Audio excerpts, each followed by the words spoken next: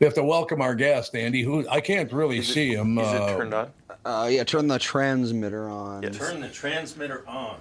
On the top. So at the Turn it top, there's a on. little button. Yeah. There we are. There you go. Am I on now? You are on now. You're on. I'm on. You're on right So now. cool. I actually lost a bet because somebody about a month ago said, you have a lot of great guests on.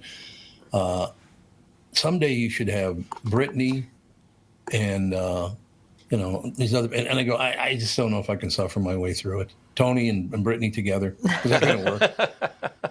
What do you think? Two combat veterans. Yeah, my two listen. combat God. veterans. That's right. Are we gonna fight? That's why we didn't want you in the studio. Yeah, good I call. actually am Wanna- not a combat veteran. I was on the Oh, you're sport not? lines during Desert Storm. Oh, I was a okay. Navy aviation weather forecaster. So I didn't get to go see combat. Get to? Thank God you I didn't didn't finish get that to. the way I thought. I just You didn't, didn't get finish that the way I thought you were going to by a very famous guy who used to be a friend of mine, but I haven't talked to him now in about probably 15 years. I thought you were going to say, I was a Navy SEAL. Remember what he used to Navy do SEAL that all never right. saw combat. Yeah, that never saw combat, but he says he did. He claims he He did. probably got a lot closer to it than the rest of us, but that's okay. He's not here today. Yeah, he's not. I spoke to him myself 2 years ago. I think it was about 2 years ago. Oh, And you I did? don't Okay. mind saying this. Talking to him for an hour is a very easy thing to do, so Oh, yeah. long as the subject is Jesse Ventura. Yeah, absolutely right. You don't have to say a word. I've been on dates like I that, listened to yeah. him for an hour is what happened. Yeah, that was at some fundraiser or another. Mm-hmm. Speaking of fundraisers, I wanted here to we go. publicly invite you to be one of the celebrities at our celebrity golf tournament to raise money for the Gold Star Ride Foundation next summer. Next summer, absolutely. I'd love to do that. All right, you're in. I'm in. You're in. Where's it going to be? We're not sure yet, but we're looking at Delwood Country Club. Oh, yeah, Delwood. Over in Speaking of Jesse Ventura, he was a member there for Yep. years Oh, maybe we'll move How it do you then. know that? because he always talked about it on his radio show. Oh, did he? Yeah. Yeah, that was kind of his stomping grounds up there in the Northeast. Oh, yeah. Yeah, Yeah. absolutely. Yeah. But I always like Jesse. He's not my kind of guy because he's just too way over the top with. Here's another thing I did. Like, oh, God. Whatever. We're calm down, right? Self-promotion's huge in the wrestling world. I suppose it is. There's no You question. know? What's the weirdest thing about that is he is the only wrestler that I ever didn't get along with at the time. I haven't seen Jesse in years now, so it's not the situation at all. But I always got along with all the professional wrestlers. I loved hanging out with professional wrestlers, and they're all dead now, unfortunately. But, Yeah. I mean, that's a tough part of it. Those guys are doing steroids, and I kept saying, "Man, you boys better back off those steroids." Killed every one of them. Yeah. Unfortunately. I've heard that. And I remember you talking very fondly about professional wrestling ever since you were a kid. Oh God, I love professional wrestling. I suppose you know what? Looking back on that, here's another thing talking about not getting along with my grandfathers or my father. The one time I ever got along with any of the three of them is when I watched All-Star Wrestling with my father's father. My grandfather, Ivan, was his name. So as long as we were watching, All-Star Wrestling, then we were cool. We were good to go. Well, at least you had that one moment. I suppose that's true. No question about it. I remember the first time I ever saw professional wrestling was when I was very little, and it was Vern Gagne. Yep. And I remember my brother watching it and thinking, is this appropriate? These men running around in their underwear? Catherine's like, hell yeah. I suppose, Little yeah. Catherine. That's appropriate, Like, I maybe. don't know. Kids should be watching this. That's hilarious. I remember my first experience was Jake the Snake. Like that Jake stuck the with me. Snake. I was like, what do you mean he brings a snake out? Like, Yeah, it's that was a big deal though. No, Michael, we're out east. Wrestling was every bit as big as it was here. That's I'm where assuming. WWF came from. I mean, it was Yeah, up. right, It was right. up there, and it was the territories. You had the southern territory. You had out here with Vernon. Then you had the McMahon. McMahon's dad actually had started it up in yep. up in the east. So they were real separated. That's when you get magazines hearing about Ric Flair or people in other territories, and sometimes there'd be crossovers, or some guy would get kicked out and show up in another territory. But it was pretty separate then. So, but I used to watch with my great grandfather. I used to watch wrestling from Mexico. So we'd watch Really? the Wow, they must have had luchadors some cool- and so yeah, I remember watching that. My big experience was the first time I saw a guy kick another guy in the face, and it was like, holy Oh, yeah. cow, he just kicked Oh, him in the yeah. face. You're like, this Do they still got wear those real. little boots? Yeah. Do they still wear the little boots? Oh yeah. Oh yeah, Oh yeah. One of my favorite wrestlers, all-star wrestling star, big professional wrestling people. We're at the old location of the what's the steakhouse called in the folk show again? Folk Steakhouse. Morton's? Now it's Manny's? Morton's. Yeah, Manny's. now. I think Morton's there. I think. Oh, is it? I thought it was Manny's. Maybe Well, it's whatever. Manny's. We were at Manny's when it used to be over on 13th and Nicollet across from Ichiban. Yeah. And Catherine and they Hawk. knew one another. Hawk and Catherine, they knew one another really, really well. We're sitting in a restaurant. Such a madman. He was a madman. All of a sudden, Catherine starts arguing with Hawk. And I'm like, oh, I was God. just pointing out facts. I wasn't arguing. Yeah, I was pointing out the truth and facts. Just facts. But they start in this whole deal, and they're like, let me just tell you something, Catherine. You're crazy. You don't know what you're talking about. And she's like, let me tell you something. And I'm sitting wasn't here. that. Yes, you were. It was unbelievable. All of a sudden, he reaches into his pocket. And I'm like, oh, God, I hope that's not a gun. He Oh, really- God. God, wasn't I a would gun. hope not. Well, I grew up in North Minneapolis. There were a lot of guns in the pockets. Oh. But anyway, he takes out a sock full of pennies, which he used to carry with him everywhere. And anybody bothered him, he just hit him in the head with a sack of pennies. As you do. Can't be Yes, the you most do. efficient way. It just can't be. I don't know. He loved it. So he takes out this sock, and this thing is like 12 inches of pennies in a that big around, and that long. He takes out and he looks at Catherine. He's hitting his fist on the table. He's like, you're crazy. You don't know what you're talking about. I can't take it anymore. Hits himself over the head with the sock full of pennies. It splits. There are pennies flying on everybody's table, in their food, across the aisle. Remember that? Not the way you did. Oh my God. What was I've heard this story, but what was the topic? What was the argument about? Oh, it was about The panty Some- liner thing, right? yeah, it was panty liner. Oh, it was some- Mike. It was some Mike Tyson. boxer was accused of raping Mike Tyson. somebody. Yep. And Yeah.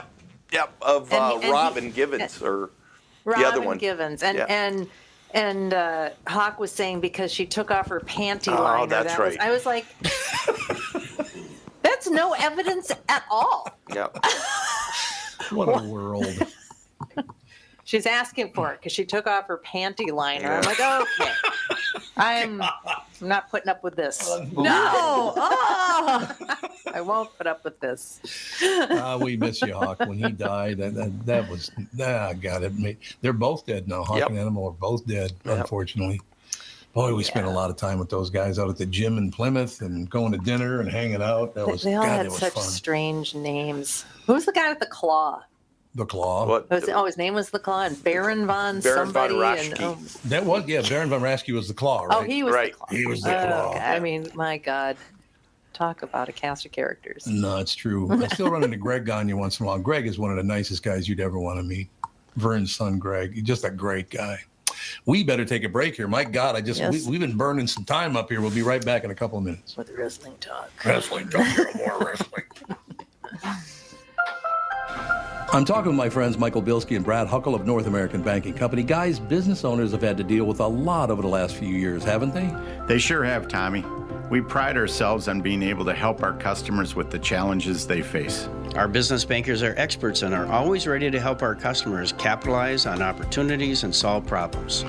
Loan decisions come quickly because they're made here in the Twin Cities and not shipped out of state like at some of the national banks in town. This allows our customers to expand their businesses with confidence, knowing that they have our team of experts in their corner. Okay, so now you give me this big thing at the end. Way to go. Well, you are the professional. Oh, I forgot. Look, I know Brad and Mike, and I trust them with my banking. They've personally delivered on everything they've just said, so why not bank with my banker? North American Banking Company, a better banking experience, member FDIC, equal housing lender. Let's talk about Jack's, one of my favorite places to eat on the face of the earth, and has been for a well, since I was a little kid, actually. Jack's, family owned since 1933, an original Minneapolis steakhouse, a place to celebrate, create memories for over 90 years. Just minutes from Target Field for a pre or post game meal. Perfect prime rib, and I do mean perfect prime rib. Serving steaks, chops, and fresh seafood. You can even net your own trout from Jack's Garden Stream and have it prepared for you minutes later. You can enjoy happy hour in a bar and an award-winning patio Wednesday through Sunday. Private party rooms from $25 to $275, perfect for weddings. Groom's dinner, business dinners, all celebrations. Weekend brunch Saturday and Sunday. Jack's, the godfather of Northeast. This is Titanic Fury. Titanic Fury. Is that what Mom talking to Hawk was all about? Titanic Fury? Yeah, it was Titanic Fury. This one's not bad. Something like that. What's not bad? The song, the bumper music. I do we're like we're that. trying to figure out what people like and what they Where are don't. they coming Oh, I from? like that. I'm generating them on the fly with AI. Oh, wow. Yep. Okay. And I've generated a whole lot of them, and it seems like about 30% make the cut, which honestly is a better ratio than I was expecting. What do you use to get, like, what are the keys or what are the points you use to get something made? I'm using a paid service called Loudly. There was actually someone on one of our YouTube channels, or one of our YouTube videos, wrote a comment, and he recommended other ones for better music. But honestly, the crappiness of some of these is more entertaining than just having it all be good. So, Yeah. you know. I heard something 2 days ago, Andy, an AI voice. Almost all the things that are being narrated on TV now, that's all AI, right? A lot of On it. A YouTube, lot of it. yes. It might be all of it. But honest to God, I'm watching this beautiful view up and down the coast of Florida and blah, blah, blah. And the guy goes, and they're telling you how wonderful it is, so they should know how wonderful it is themselves, right? You're going to love this part of Florida. It's beautiful. The sandy beaches, the coral reefs. It's usually a dead giveaway. The coral reefs. Oh, okay. Yes. There's a lot of coral in there, I know. I know there's coral in the sea, but I didn't know about corals. They had it, so they just box them up. Is that it? It's where the Yeah, very seahorses cowboy are. inspired. Yes, exactly. All right, we got one more segment to go. So is there anything important we need to get to? Because I don't want to ignore important Have we things. even, Our guest, yeah, why is he intro here? Tony? Didn't There's we? probably I a thought we few did. people don't know who I am. Yeah, probably. We talked about, I think it's wonderful. Yeah, well, you know what? Tony's here. We got about 10, 15 more minutes to go. So I think we should talk to you. Okay. Thanks. Okay. Look at You know, him. I thought I was just going to sit here. Look at him as a program director. Me? Yeah, you don't want me being a program director. Yeah, Clearly. Clearly. So what is happening? So hello, everybody. I'm Tony Price, Executive Director of the Gold Star Ride Foundation, which is a charity organization that rides motorcycles around the country to honor and support Gold Star families, which are the immediate family members of somebody who's killed in the military. Oh, God. Which kind of takes us back to the opening comments that we were making about being battle buddies. But no, I'm a disabled vet, but I did not serve in combat. But this is what we do. You know, the guys that did serve in combat, when they're walking elbow to elbow to the front lines, one of the very common things that they say to each other is, if something happens to me, will you do this? And it's usually, take care of my wife, take care of my kids, deliver this letter to my mother, or something to that effect. And basically, that's what the Gold Star Ride Foundation is doing for all of the fallen heroes that come our way. And I just finished 1,800 mile motorcycle ride, and on Saturday I was in Florida. I did an 1,800 mile motorcycle ride from here to Florida through the Ozarks of Arkansas. So went the long way around to get to Florida, and then I left the motorcycle in Orlando so that if I have to go see a Gold Star family in December, January, or February, I can fly down there and get on the motorcycle and ride in the southern states where, the snow isn't 72 inches Right. deep. It's generally 0 inches deep. But on another note, we had a motorcycle donated to us. It was a pretty amazing little thing. We met this Gold Star mom in north of Dallas, Texas. And after a 2.5 hour visit, she said, I got an extra motorcycle in my garage. I'm going to donate it to your charity. And I said, okay, that's great. We get quite a few motorcycles donated to us every year anyway. And it went through my head, okay, we'll just take this one and we'll sell it and we'll use the money to take care of a Gold Star family down the road. Anyway, she was in Dallas and, this was in late March. And I said, okay, well, we still got snow on the ground in Minnesota, so we'll give it a month and I'll come back down and get it. And during that month, we did all the title work and transferred it and did all that stuff. So I flew down there at the end of April. I flew down there, and she says, well, let's take a look. And she opened up the garage door, and I looked at the motorcycle, and I said, no, I don't think we're going to be selling this one. The story behind it is that when her son was killed in Afghanistan in 2011, he was a Marine who gave up his life. Interesting side note, she herself is retired Navy. Single mom, one child. The child decides he's going to be a Marine, which actually isn't that uncommon. But anyway, in 2013, she bought a brand new Harley-Davidson motorcycle and took it straight from the dealership where she picked it up to the paint booth where the artist spent 6 months painting this motorcycle. And this motorcycle, well, to tell you how good a job he did painting this motorcycle, took first place in the Donnie Smith Bike Show in 2024. Ooh. First place. Nice. And I don't know how familiar you are with the Donnie Smith Bike Show, but I'm guessing at least vaguely. There were, I think, 1,200 motorcycles in the contest that year. Wow. So that's how well that this thing is painted up. Anyway, so we keep that motorcycle in Minnesota all winter. We take the other motorcycle that gets all the miles on it, and that goes to Florida for the winter. Anyway, that's the motorcycle I was riding today, and it broke down and died in the fast lane on 694 while I was on my way here. And that's why Which is why you weren't exactly on time. That's why I wasn't exactly on time. So here I am. Now I'm on this. I'm on the left shoulder, 694 in Central Avenue.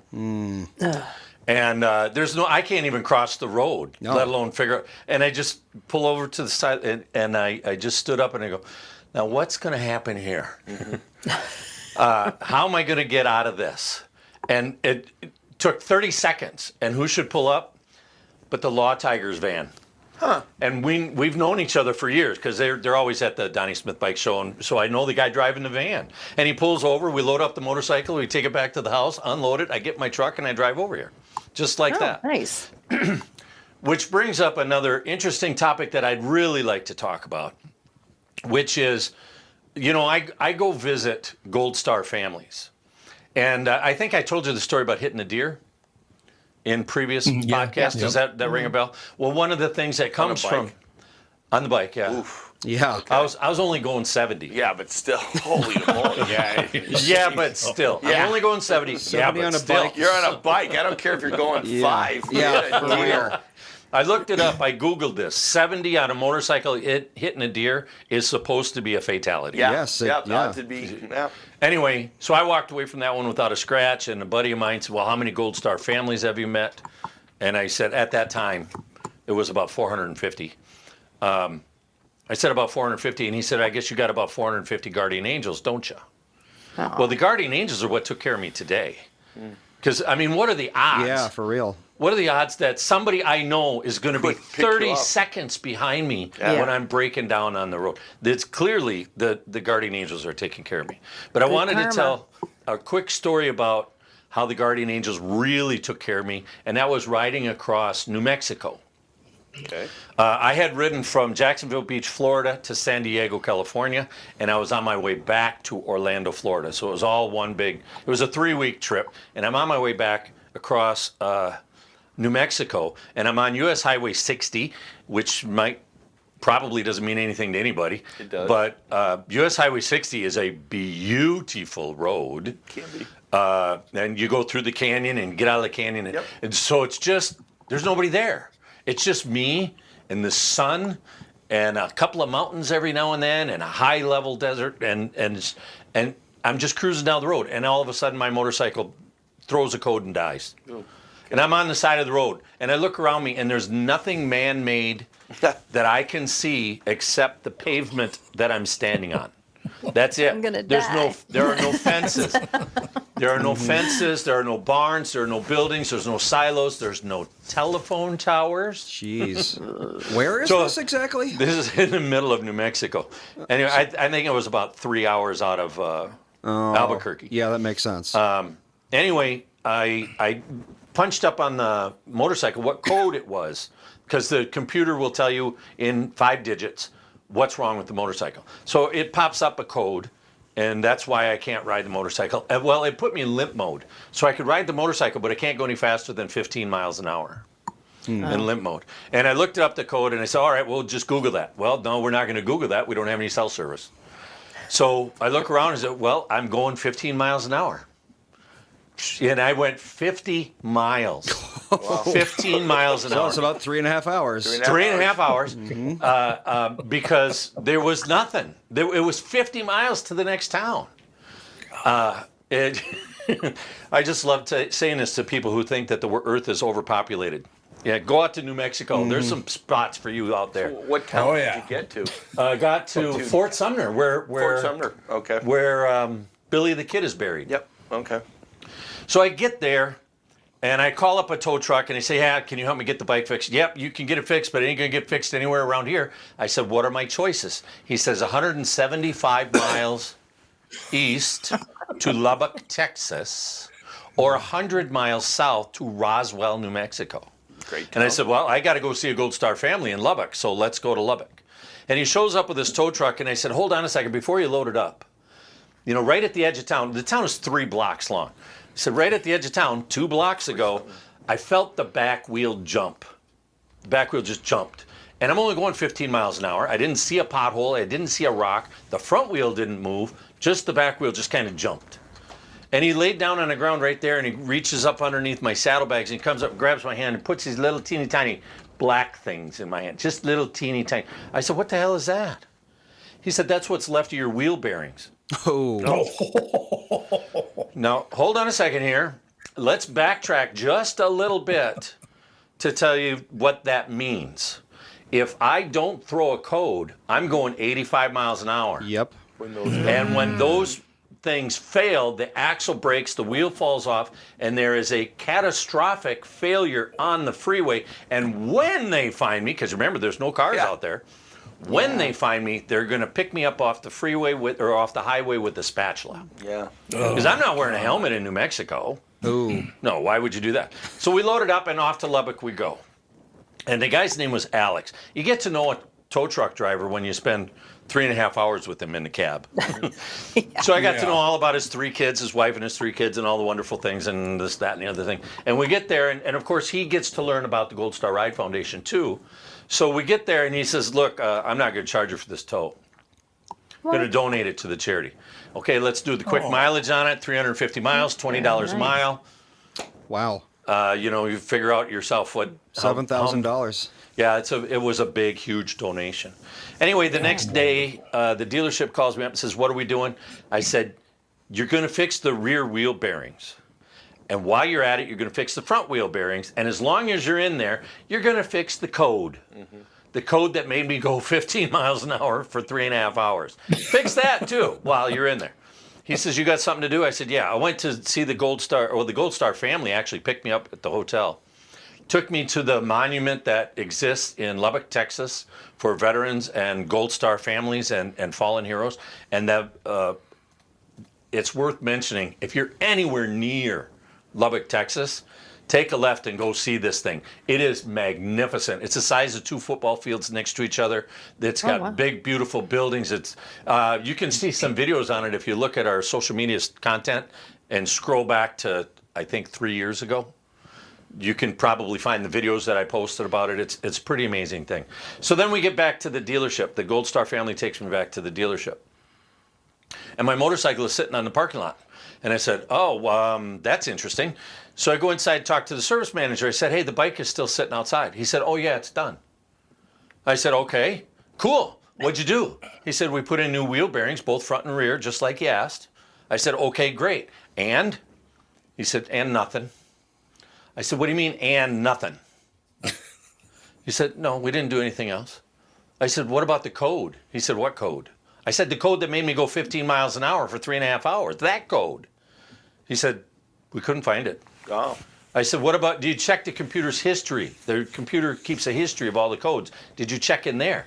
Yep, we checked your computer's history. No code. No code. I've ridden that same motorcycle. That's a motorcycle I just rode to Orlando.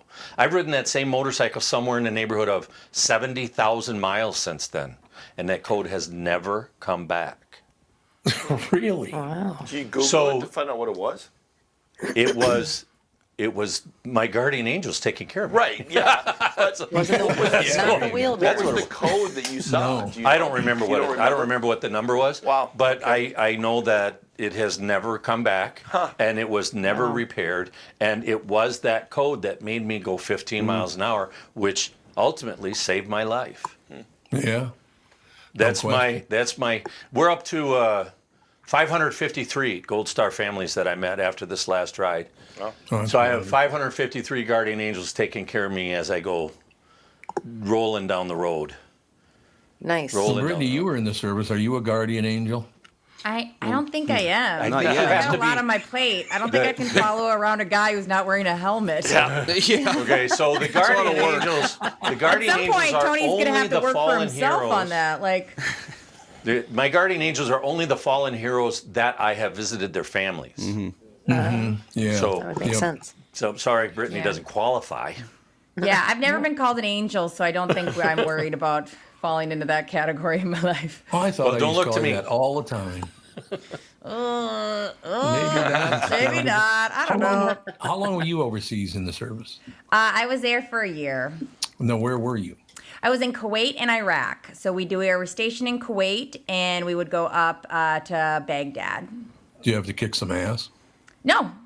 Well, that's except good. I was a medic, so most of my job was like making sure I was attached to an infantry unit, so it was a bunch of 20-something-year-old men who would like to do something like put an insane amount of chew in their mouth while they drive. So I'm constantly checking on, making sure they're drinking water and.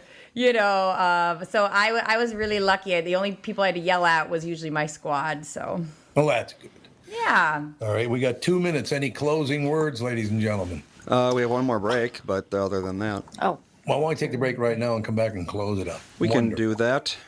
Thank you. For Bradshaw and Bryant, Michael Bryant. Michael, what's up? Dealing with another case where a person gave a statement to the adjuster because they thought the person was really friendly. Is that a good idea? Well, the problem is they know the law when they call you up. And while you're trying to be fair and you're trying to get help, the reality is there are questions you get asked that the way you answer them make a big difference. And people put themselves in trouble. And when they aren't in trouble, they didn't do anything wrong. But suddenly the adjuster's got a statement that can blow up their case completely. What has caused people to be so untrustworthy, I guess is the best way I could put it? They take advantage. Well, insurance companies have hired adjusters whose job it is to deal with unrepresented people. So they're supposed to kind of lure them in, call them every day, see how they're doing, and people are like, oh, I'm doing pretty good. Where the reality is they've kind of adjusted to their problem that they've got going on. So it's not that they're completely better, but the way they say it gets to be a problem. And that's why having somebody who can explain your rights, represent you, make sure that you understand the law before you give a statement can make a big difference in your case. Michael Bryant, Bradshaw and Bryant.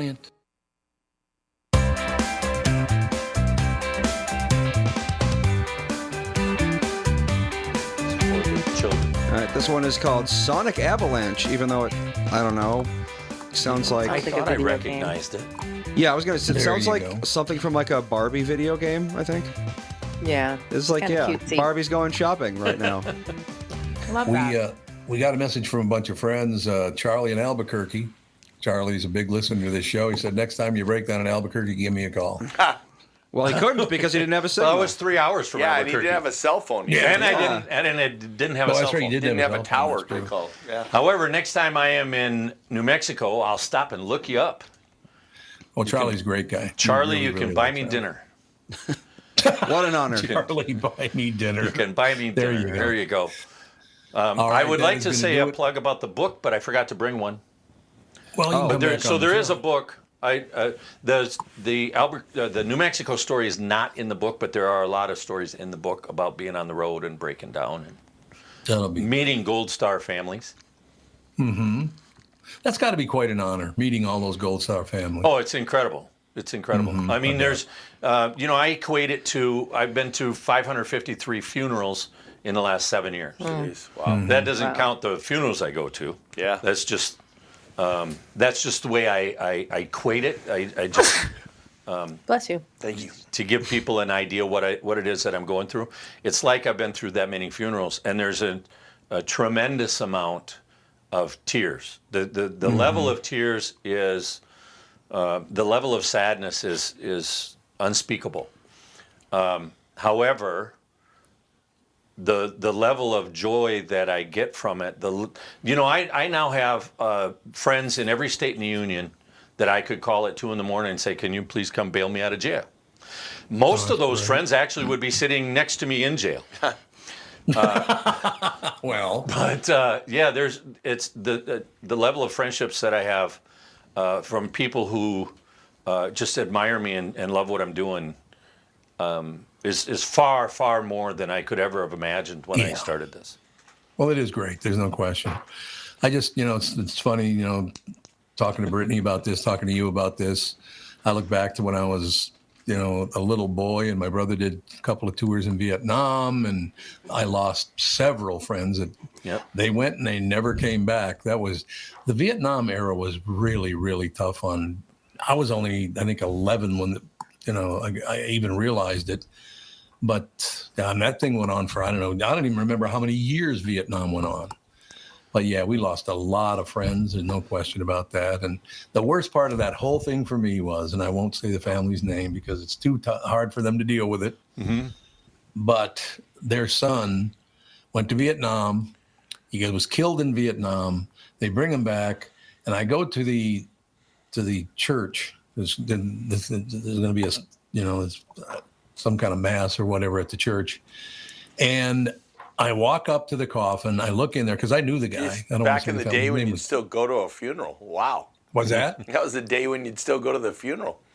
You got that right. Because this is one of the reasons I don't. I'm glad you brought that up. So Joe was his first name, and I walk over and I can see that the coffin's there, and he's got it's a nice Catholic family from North Minneapolis. There are about 75 kids, that whole deal. And I walk up, and he's still got his cover on. His hat is what we would call it, but it was called a cover. Mm-hmm. He's still got that on in the coffin. And I look, and you can still see under the brim of the hat a big hole in his forehead. Ugh. I'm like, oh, but they'd have to pull it down like this to cover it up, He'd have to totally cover it. I will never get over going through that at 11 years old, looking at somebody with a big hole in their forehead. Open caskets messed up. You figured a mortician in North Minneapolis might know how to cover up holes in foreheads. For real. Yeah. I have a lot of putty for those things. Yeah, they would be. They do. Yeah, that So- is something.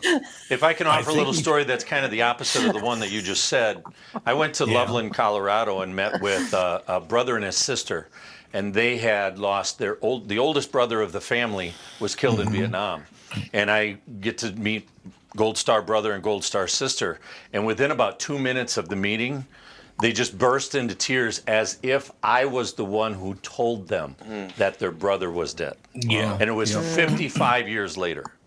Yeah, I So understand. So it's a very, very powerful thing, and it never goes away. So you're going around. It's not just recent military deaths.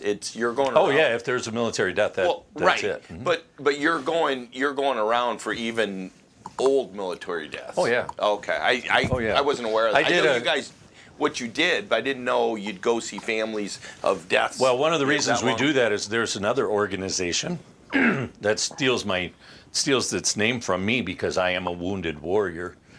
But I called them up and they said, "Well, we can't help you." And I said, "Why not?" And they said, "You're too old." And I said, "I'm too old." That doesn't really compute to me. So because it never ever goes away, the feelings, the dealing that families have to deal with, it never goes away. So we don't draw a line in the calendar that says we're not going to go any farther back than that. We've the oldest one that I can recall is a Gold Star mom in the Quad Cities of Iowa. I'm sorry, not a Gold Star mom, a Gold Star daughter, and her father was killed in Korea. Okay. Unbelievable. Brittany, we got to get you out of here. You got a radio show to do. Oh my God, I forgot I work. All right, that's going to do it, everybody. Thanks for listening. Great having you in, Tony. Brittany, it's so great that you're going to be on every week with us because it's kind of feeling like what it used to feel like to do radio. You know, being around a lot of people that I admire with a lot of talent, and, you know, it's great. And me. And you. Yes, I forgot the and you part. I did. No, I love There's hanging always out with great you guys. people, and then there's Brittany. And then Brittany just death gripping your coattails. No, I've had such a great day. Like I said, it's so lucky when Thursdays I'm usually kind of by myself for a long time, and then I jump on here and I'm like, yeah. So thanks for having me on, guys. Well, you're going to be on from now on, aren't you? Yeah, that's the plan. I love let it. Let me fit it in my schedule. Oh wait. Tony next time. Hopefully, you can be on time. What happened? You I had a breakdown. Motorcycle broke down. Not a nervous breakdown. Not Well, a nervous, maybe but that's one, later today. Once it sinks in. Yes. Michael, any closing words? Nope. Just got out of trial and heading into another one in a week and a half. So. Now, let me ask you that. This is a good way to go out. Okay. How does it feel that if you have to go somewhere else for sometimes, a few weeks at a time? That was an or 8-day whatever? trial. Yep. How long? 8 days. 8 days. My God. Yeah, it's a Is long that time. really? That's got to be tough. I would assume. I loved it. To me, to do one thing for 8 days that I'm not doing phone calls and doing a whole bunch of other stuff, I actually love it. And I love being in trial. That's one of my favorite things to do as a lawyer is represent people and fight for them. And, you know, it makes sense for cases to settle, but I love being in trial. And so it's a good thing. Are you like cloistered or whatever during trials? Cloistered. You know, like a nun? We were in a hotel in Winona, and we were working incredible hours. We had to take a pre-stepo at 6 a.m. that was in Italy that tried to, under subpoena he left, and we had to take his deposition in the morning by Zoom. So it was long days, but I like it. So, and it turned out well. Well, that is good. No question about that. All right. Anybody else got any closing words? GoldStarRide.org is where you get the book. I love it. Go get the book. GoldStarRide.org. And TomBernardPodcast.com is where you get our merch. Buy some I merch. love it. Don't forget to hit that subscribe button and Do all give those us a things. Yes. Thumbs up. No question. All right. That's Brittany gonna do can it. be Thanks heard a lot. on my talk. Yeah. I'll figure out something to sell. I'm scared it might be the oldest profession in the world here soon. You know, Let's hope Brittany- not. Brittany's working at that vanishing job. And, It sounds like you got plenty of pumpkin-themed merchandise in your house to sell on Facebook. Yes, good. I love Andy. Thank you for making me more highbrow. Yes, I will be selling out all of our Halloween decorations soon. There you go. All right. Talk to you tomorrow. Thanks a lot. Bye. Bye.